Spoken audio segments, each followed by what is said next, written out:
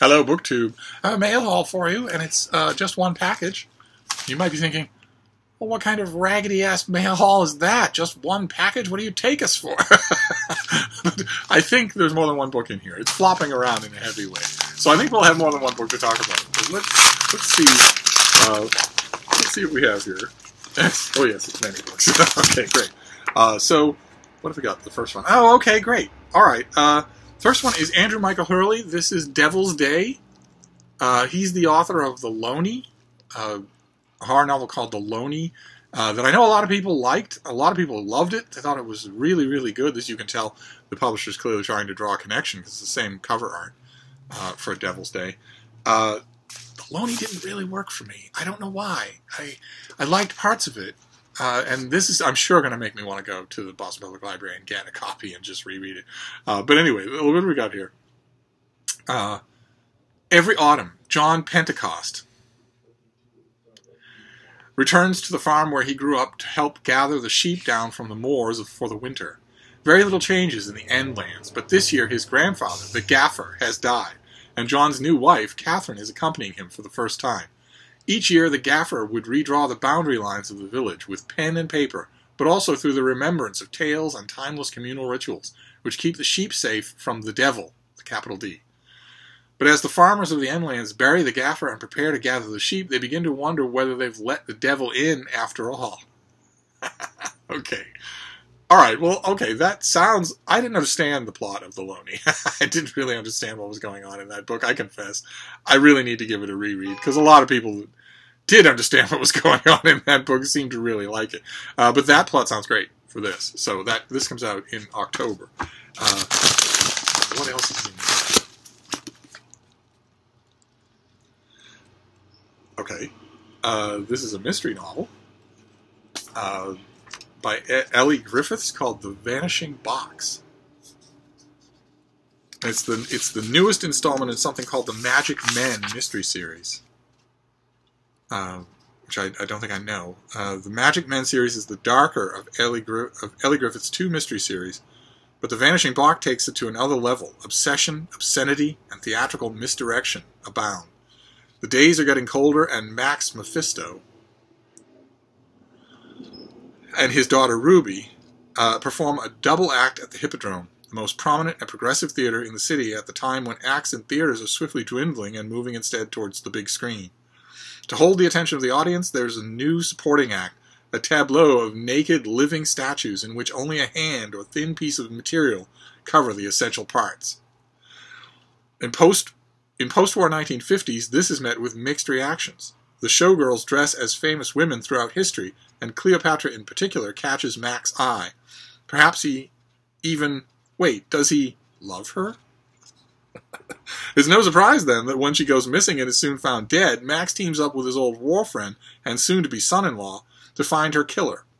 Is it the bumbling ventriloquist, the seedy manager of the arts, the handsome, hungry young agent? I'm going to guess the bumbling ventriloquist. Who will be in psychic thrall to his puppet. So he won't know that he committed the crime, and the inanimate object will be the main...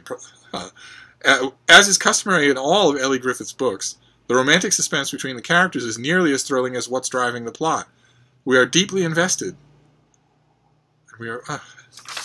Okay. Okay, so this comes out in hardcover in early October. I don't know this author. This pub sheet is making it sound like I should. The Magic Men mystery series. Do any of you know that? It's mighty intriguing. What's next here? Oh, okay. All right.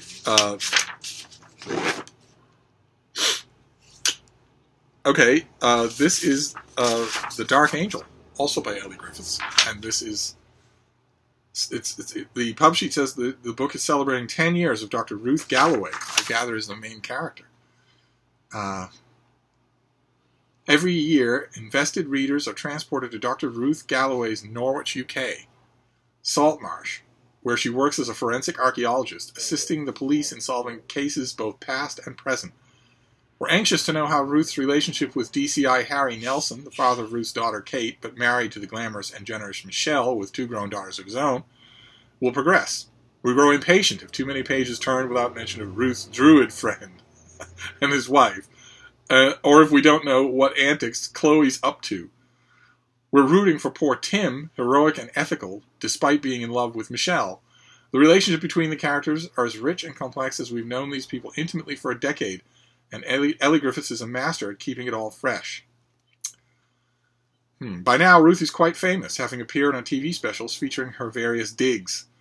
In The Dark Angel, she's contracted by a former colleague and lover in Italy who asks for her expert help with some remains he's uncovered, and maybe also because it will help his own ratings.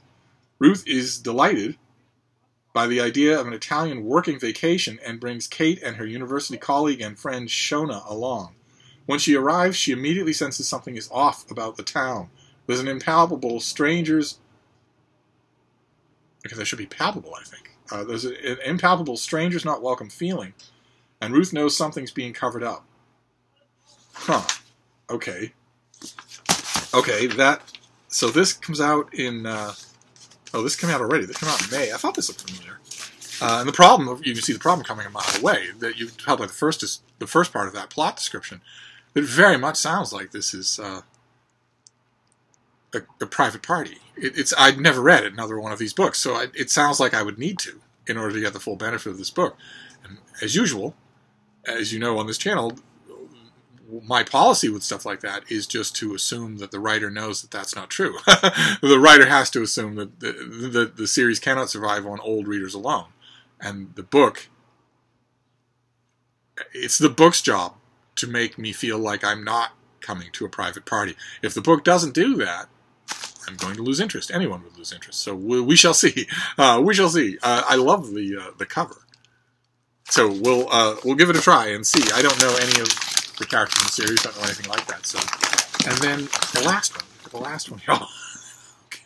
All right. Well, we've already seen this. This is The Fifth to Die. This is a 4MK thriller by the author of The Fourth Monkey. So let me read you a little. This is a sequel to The Fourth Monkey. Detective Porter and his team have been pulled from the hunt for Anson Bishop, the four-monkey killer, by the feds. When the body of a young girl is found beneath the frozen waters of Jackson Park Lagoon, she is quickly identified as Ella Reynolds, missing for 3 weeks. But how did she get there? The lagoon froze months earlier. More baffling, she's found wearing the clothes of another girl, missing less than 2 days. While the detectives of Chicago Metro try to make sense of the developing case, Porter secretly continues his pursuit of 4MK, knowing that the best way to find Bishop is to track down his mother. When the captain discovers Porter's activities, he's suspended, leaving his partners Claire and Nash to continue the search for the new killer without him. Obsessed with catching Bishop, Porter follows a single grainy photograph from Chicago to the streets of New Orleans and stumbles into a world darker than he could possibly imagine, where he soon realizes that the only place more frightening than the mind of a serial killer is the mind of the killer's mother. Doesn't that sound good? The Fifth to Die. And you just know that the two plots are going to connect at some point in this thing. It's nice and big, too. So I've already mentioned I'm going to be luxuriating in this weekend. So we've got The Fifth to Die, which is a sequel, but only for one book. And then The Dark Angel, which is you're coming into 10 years of this character and her supporting cast. So it's wary. I'll give it a try, but it's wary. Then The Vanishing Box. Another in a series, but it doesn't sound like as long a series, and with a fascinating setting. So, and then Devil's Day by Andrew Michael Hurley, the author of The Loney, a new breed of modern horror novel that I admit horror novels don't usually do it for me, but I'll give it a try, especially since I feel a little guilty about The Loney. So I will give this a try, and I'll also dig up a copy of The Loney and reread it. But that's it. It was only one envelope, but it was a fair helping of books to get us through. I hope I'll be back soon. So I will see you then. Thank you, BookTube.